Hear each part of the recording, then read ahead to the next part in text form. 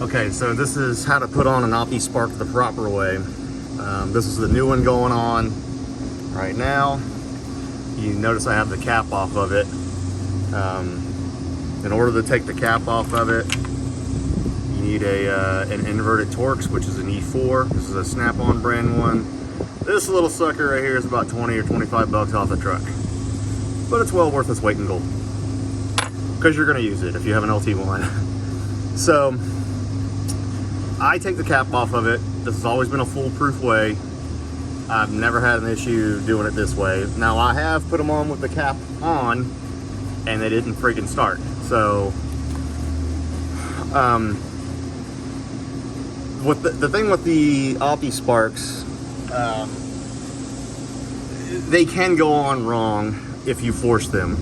And it's really easy to force these things because the splines on these things are really small. I mean, and they're wore out. I mean, this thing's 25 years old now, so yeah, I mean, it's been in the motor. It's got 225,000 miles on it.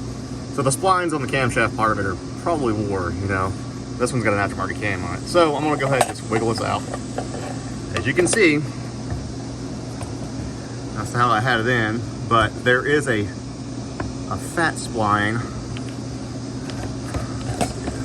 Focus. There's a fat spline right there, you can see it. So that sucker needs to go in one way. Now, I'm gonna put this in the wrong way, and I'm gonna show you how it looks.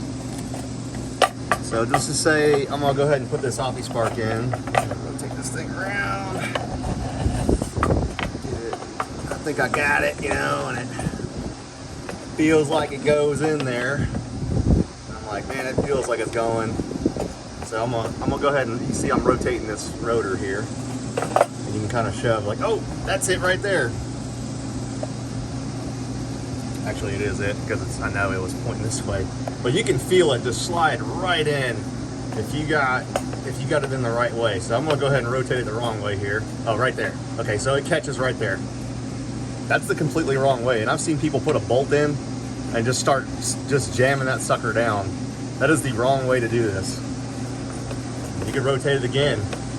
And right there it stops too when I'm rotated it, because that's kind of a loose point. And like I said, I've seen people put a bolt in it.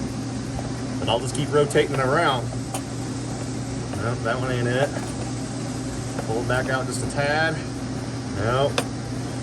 Pull it out. Oh, right there. It slid right in. And you just put your bolts in.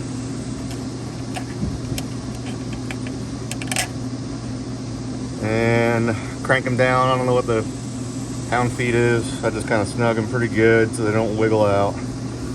And you put your cap on, plug it in.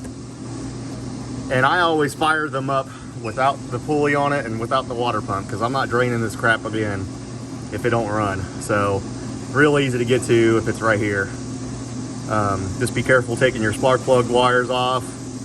I know where they go on mine, so they're kind of lined up real good.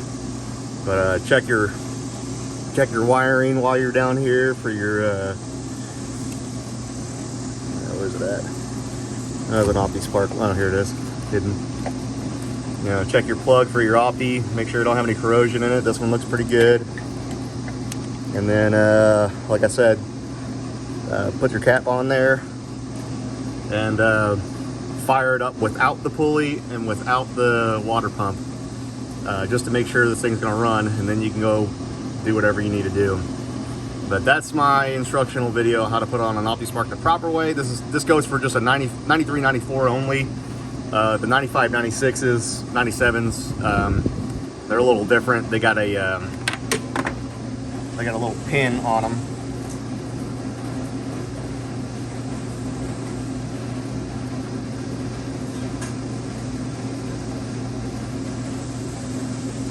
This is a drive for a 95 and up right here, and these only go on one way as well.